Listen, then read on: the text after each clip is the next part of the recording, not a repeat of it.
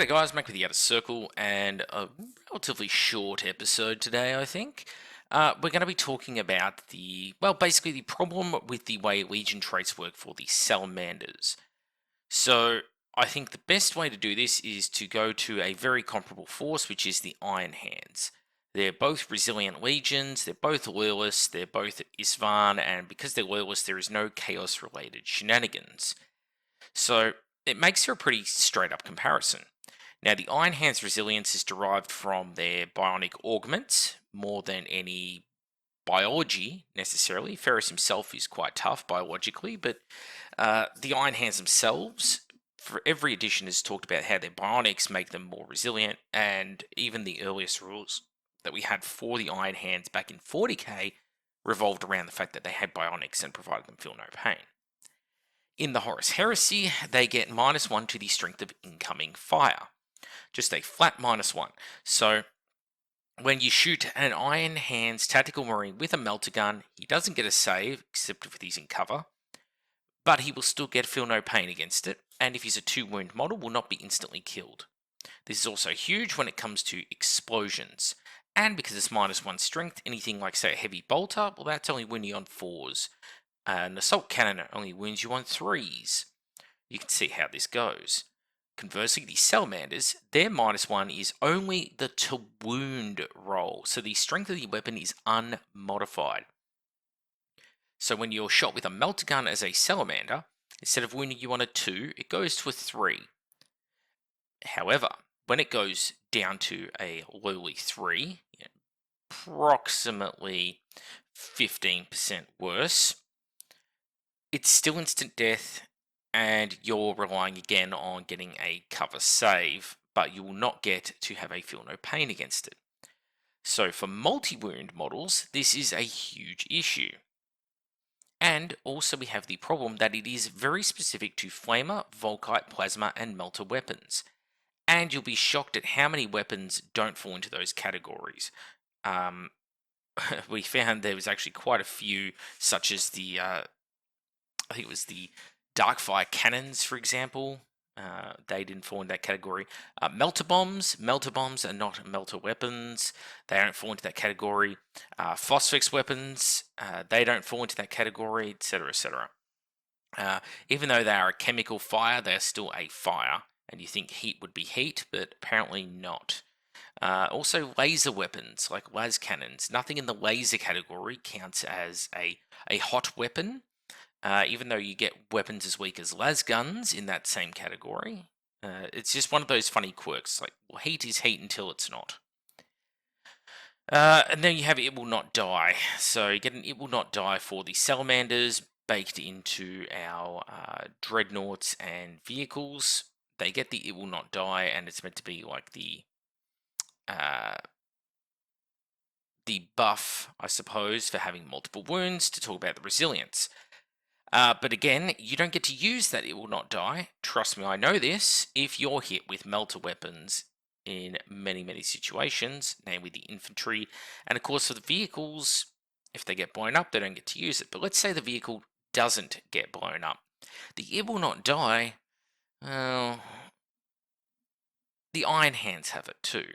And the Ironhands can boost it to a 5+, and if Ferrous is in the same army, they automatically get a 5+, and the Legion trait buffs it to a 4+. So they win the resilience game. But let's put this into stark contrast if you were shooting at each of these different units with different weapons. So first of all, you're shooting a melter gun at the Salamanders, and you're shooting a melter gun at the Ironhand Marine. With the Salamanders and the Ironhand, you're both going to hit them. Let's say it's a melter gun being fired by a Contemptor Dreadnought, okay? So 5 out of 6 times you're going to hit them. Then you're rolling to wound. It's a 2/3 chance against the Salamander. It's a 5/6 chance against the Ironhand. Then if you have a cover save, well, you can do the maths. You're going to do all right against it.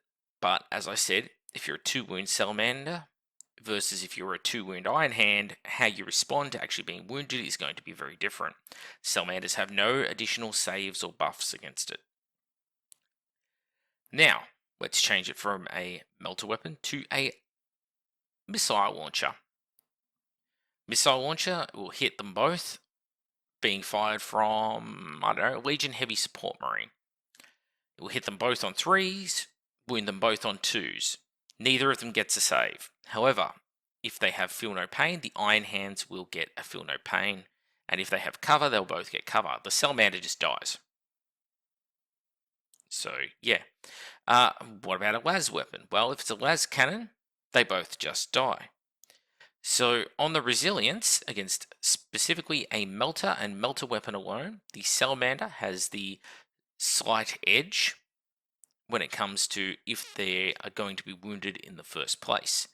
However, if the squads have Feel No Pain, which many people run apothecaries in their tactical squads for a reason, and this is just tactical squads, breaking down to the most basic level here, the Iron Hand is actually more resilient because he will actually have his 5-up Feel No Pain roll, and he will also get that against the missile launcher. In fact, he'll get that against any Strength 8 weapon, be it a rending autocannon shot, be it anything that is Strength 8. He'll even get that versus, certain other weapons in the game. Now let's go to the Dreadnought. Well, in the case of the Dreadnoughts, if you're getting shot at with a melter gun against the Salamander's Dreadnought, instead of it wounding you on 3s, it's only going to wound you on 4s, because it's -1 to their to wound roll, Strength 8 versus Toughness 7. Against the Ironhands Dreadnought, it drops the point of strength off. It wounds you on a 4 as well. However, with the Salamander's Dreadnought, again, you get shot with a missile launcher, you get no buff, it will wound you on 3s. The Iron Hand, it will only wound you on 4s because it's a flat buff, always triggered. With Salamanders, you're relying on the enemy to bring weapons that trigger your Legion trait. That is the key difference between the two Legions. And this is a problem that is 2.0 wide, which is there are hugely imbalanced traits between the Legions, to the point where I think Raven Guard need to be rewritten from the ground up, Salamanders need to be rewritten from the ground up, Thousand Suns need to be rewritten from the ground up, and White Scars are teetering right on the edge of being rewritten from the ground up. Because these Legions do not work. When you compare them to a Legion like the Imperial Fists are a great example, okay? I use them a lot because they're such a simple Legion to get your head around. They have +1 to hit on all bolt and auto weapons. So who has the responsibility there?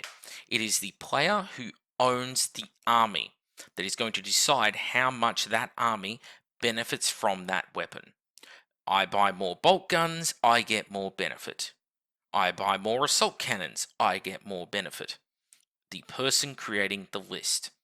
With Salamanders, if the enemy did not buy flamers, volkites, plasmas, or melters, you see no benefit. And even then, the level of benefit you're going to see is very different.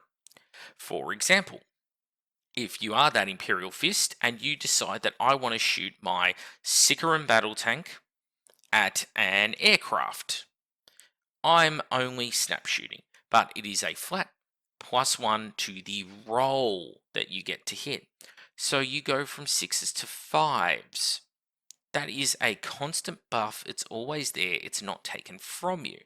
If the Salamanders, if I am using snapshots or anything like that, it doesn't change how these rules, it does not improve anything. My damage output is not improved, only my resilience versus those weapon types. And those weapon types are a lot less common now than you think. Yes, there are people who do use a lot of Volkite. No one's taking Flamer. Very few are taking Plasma, with the exception of Dark Angels players, Mechanicum, and maybe Wordbearer's Moritats.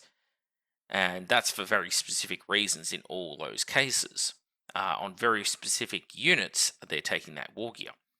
And maybe you might see the occasional Contemptor with a Gravis Plasma Cannon.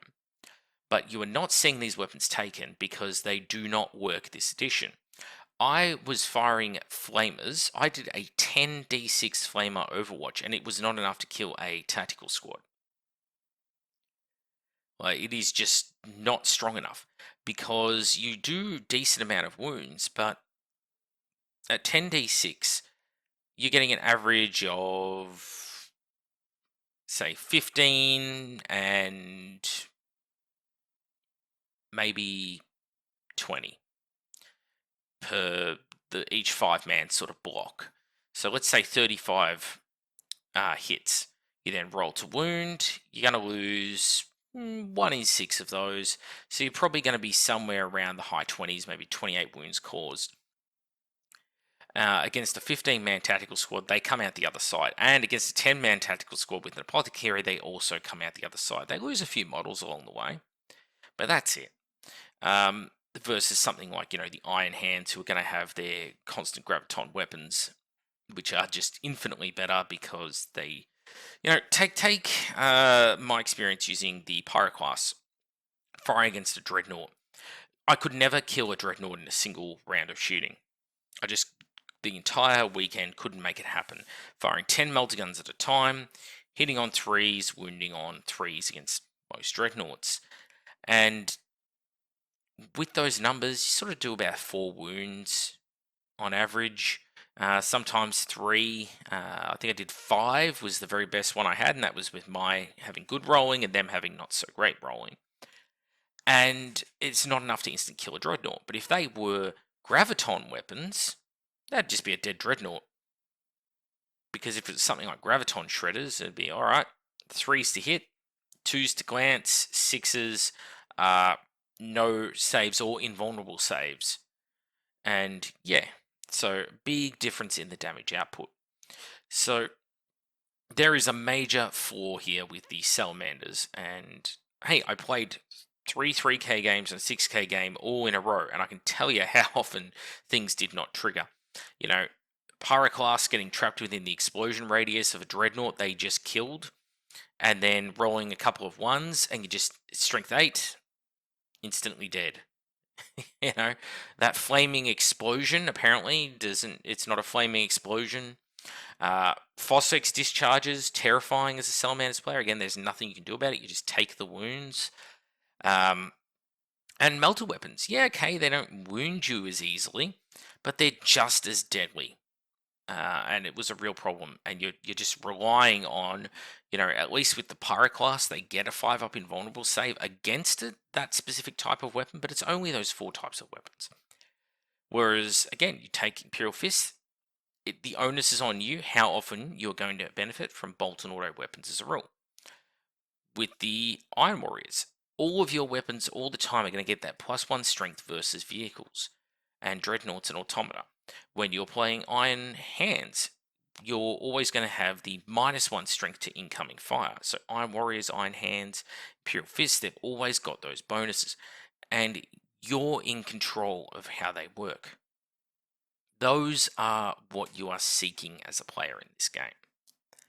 So yeah, major problems, and it just needs to be fixed. And on top of this, seeing the comments on my videos from other Salamanders players, they're all saying the exact same thing I am. The Legion is unplayable.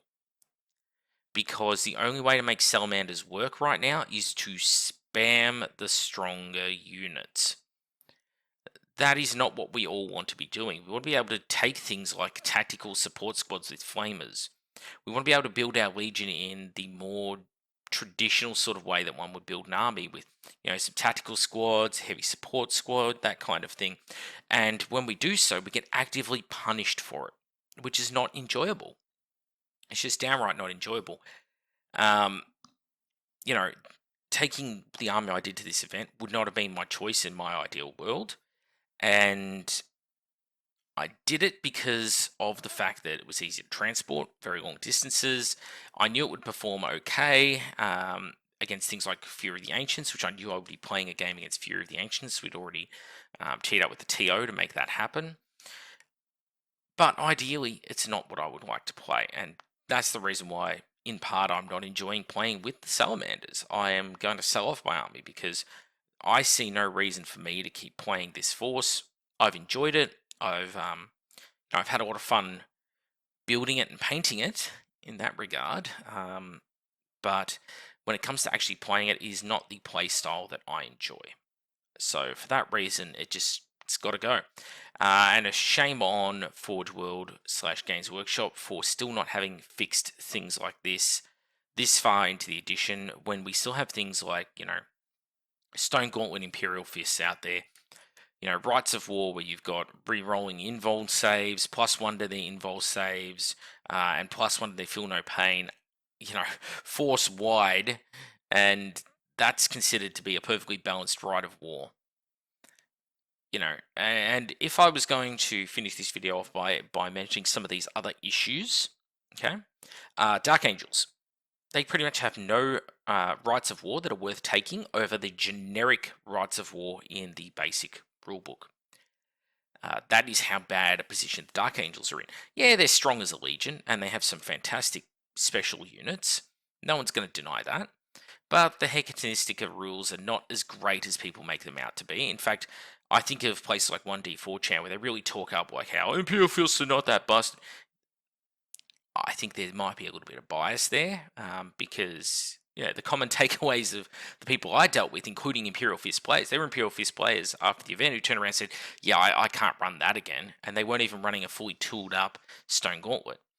They just, watching a 20-man tactical squad, a 20-man Phalanx Water squad tank 140 World Hitters Phalanx Blades was just insanity. But it happened. And it happened at that event. 3 squads of Rampages just bouncing off a squad of Stone Gauntlet because they're on an objective with an Apothecary in shield coherency. Just insanely strong. So fix that on the Dark Angels. The Emperor's Children, I think I spoke with Darcy about this. We both agreed that there needs to be a new weapon added to the Emperor's Children, which is the Phoenix Hammer. Exact same stats as a Thunder Hammer, but if you charge, it strikes at initiative. That would be a massive boon to both the Phoenix Terminators and to the Palatine Blades. Maybe not a squad-wide weapon, but it should be available to them as an option, because the current range of Phoenix weapons, if you are not pulling off the perfect charge with a full strength unit, if you run into any other Death Star as Emperor's Children, you are just going to lose, guaranteed. I was able to pretty much take down a Phoenix Death Star, which had a Chaplain, had a Champion, and the Phoenix Warden, I think it is, their Specialist Consul, had those 3 characters in the 10-man Phoenix Terminator squad. I killed 2 beforehand, then I charged him with my Praetor, Big Barry, with a Champion of my own and 3 Fire Drakes, and I won the combat. Because he didn't have any of his charge bonuses, and I had Thunder Hammers with Brutal 2, and was just putting them down. Even with the -1 to hit modifier from their Shriekers. So there's a big thing that needs to happen there. When you look at something, and the further along you go, all of the legions have these problems. White Scars, no weapon skill 5 Terminators. Okay, they're on their own in the meta. They're the only ones who don't have that. So it makes running the Ebon Kashyyyk really dicey because they just can't perform. It's like, oh, they can kill power armor. Yeah, everything can kill power armor this edition. Obviously the Sundering Lascans we spoke about yesterday. There are a whole host of issues currently when it comes to balance, and I could go through for every legion, say this is too strong, take it back. This is too weak, buff it up, and go through the entire way. Like Raven's Talons, okay, Raven Guard are actually only just the slightest little bit better than just taking regular Lightning Cores. Why am I paying 10 points for the rending to go to 5+? Doesn't feel right. Needs to be something else done there. Maybe something like breaching 4+. So it's not just auto wounding everything, but at least it's people don't get saves. I don't know what it might be, but yeah, the prevalence of all these new special rules like battle hardened, they're out there, but they're not using them wisely. Battle hardened would be a fantastic trait for salamanders. If you're not going to give them -1 to the strength of incoming fire against all of those weapon types like Flame of Volkite, Plasma Melter, give salamanders battle hardened versus those types. So then at least they're not being instant killed by melter weapons. It would make it a little bit less painful for them as a Salamanders player to watch a 2-wound model die to something they're supposedly resilient against. It's just, I don't know, lots of little tweaks that need to be made to the system. And I just want to use these two legions in particular to highlight it. Anyway, that's it from me. I'm back with the Outer Circle. Thank you all for watching. I know I sort of droned on for a bit here, but please, if you're mates with the people involved in the writing of this system, or even if you're people who just play these forces, let me know what you think below, and please spread it far and wide. Fix this stuff. Get a balance patch for the game. Do an actual written update. Whatever it is to the writers, just make it happen, because after this long of duration, you should be on top of it. This should have been released yesterday, as it were. Okay, it's not hard to write a few lines on a piece of paper or type it into the keyboard and put it out as an FAQ online. Instead, you're giving us a mighty FAQ of 3 items from Siege of Cathonia when we can probably give you about 30. So, I mean, if that's all the work you guys can do in a year, well, fantastic. You've got yourself a great job. If that's all you're actually putting out as content. Because, yeah, I can't figure it out myself. All I can think is people are being told by management not to do anything, which is just sad, because that becomes abandonware as a game. Anyway, see you next time.